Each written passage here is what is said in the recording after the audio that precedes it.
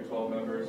Have you had conversations with Todd Bradford and his guys about how that might affect your recruiting approach? Obviously, you've had success in Utah, Houston area too, but with Cincinnati and Florida, do you guys start kind of dipping into those areas too? Or? Well, we haven't had that discussion yet because until 10 days ago, we didn't know this was going to move this direction. So it was basically a waste of time. And so, we knew a week ago that this was going to happen. So it's been talked about, but not anything worth talking about yet because we're a year or a couple years away from that league really coming together.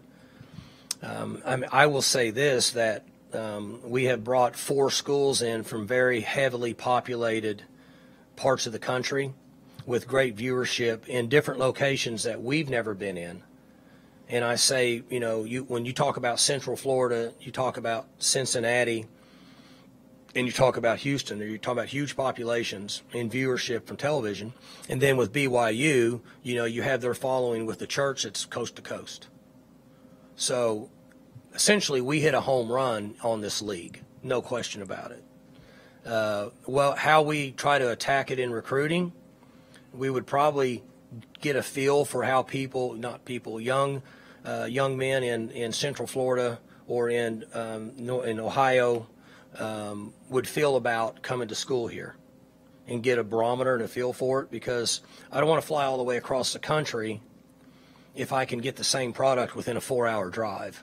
And there's a lot of players within a 4-hour drive of us now. So we would have to feel the water and get a good idea of what the interest level is before we make that decision. A little easier to Houston because you get a direct flight, right? And a little easier to Salt Lake City because you get a direct flight.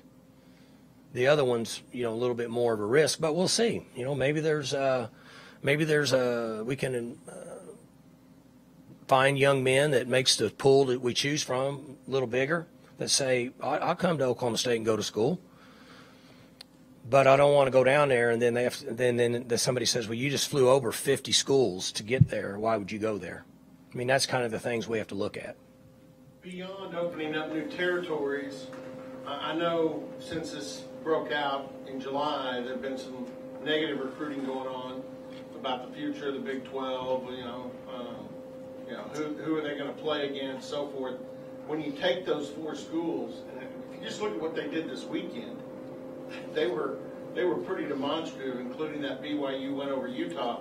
How does that solidify you with your recruits now, what you're telling them about who they have a chance to play against and what kind of league this will be?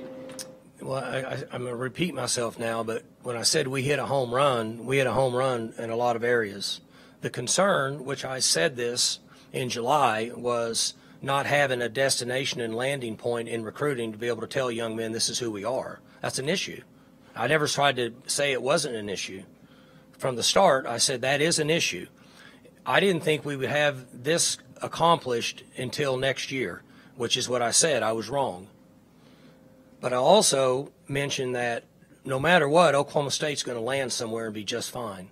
There's too many things going here in football. Whenever this conference realignment starts, whatever it ends up, it might change again in 25. If you just start looking at where media rights are, could change again. Oklahoma State's going to be fine. We have too good of a product. We won too many games, and too many people watch us. So, but the way it turned out couldn't be any better, in my opinion, for the Big 12, for a Power 5 conference standing. And we all know that the budget becomes a big issue. So we're in a very solid and sound budget situation for years to come, until it starts to all turn over again in 25 or could be 24. Now I don't know. Nobody knows, but it probably will turn again. Oklahoma State will be just fine, because those are the things that, people talk about recruiting. You can hide it all you want, but you need to be in a Power 5, which we are. The Big 12's got a big name, which it is. And we now know our destination, and you don't get budget cuts in your athletic department. It's a big deal. So we took care of all that. Now moving forward, Central Florida, based on being in our conference now, it's only going to get better for them. I mean, they're located in a huge population. They've got great football in that part of the country. They already have 70,000 students. And BYU is, in my opinion, looked at as a Power 5 conference school, their logo, for a long time. And they have a huge following from coast to coast. And you have Cincinnati now that's played well for a number of years, and they have a huge populated area and a great big television market there. So now, how is that going to improve their logo? I bet it improves their marketing people. I'm just guessing are fired up at Cincinnati now to start marketing that for their logo. And then Houston has been wanting in our league for a number of years, right? Supposedly. And they're sitting right in the Big 12 country, and they got tons of population and tons of high school football to recruit from, and a lot of viewers down there.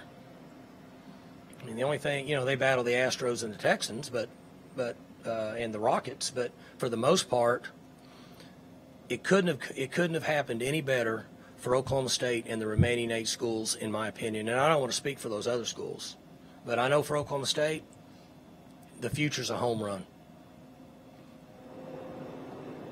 In your experience, how much does it matter to 19 and 20-year-old kids, or I guess even younger recruits, that when they're looking at schools, how much does that Power 5 label matter to them? It matters to them. Yeah, young people nowadays are into those things, which people in my generation would say doesn't really matter. But your generation likes those kind of things. So we have to adapt to your generation, because that's the generation we're recruiting right now. They like those kind of things. How important do you think, just for Middle America, is it that it has a Power 5 conference? Because it could be called, word not exist anymore. They go out west, they go out east. How important is it that Middle America still has a conference? This can go on and on. The economic value of this conference staying intact for Stillwater, Waco, Dallas-Fort Worth's a little different with TCU, but Manhattan, Lawrence, okay? It's important a lot of ways. When you talk about economy and restaurant business and just all the things that keep these areas turning, this was a huge get for, I'm going to speak for Stillwater, because I know a lot of people in Stillwater that are in private business and small business owners, and not even that, some of your bigger businesses, companies that are here. It's a big deal for us to stay sound in a big conference and play football games. And so, to answer your question, in my opinion, from an economic and a marketing value for what you're talking about, is very important that we try to establish what the presidents and the ADs and the Big 12 was able to get accomplished.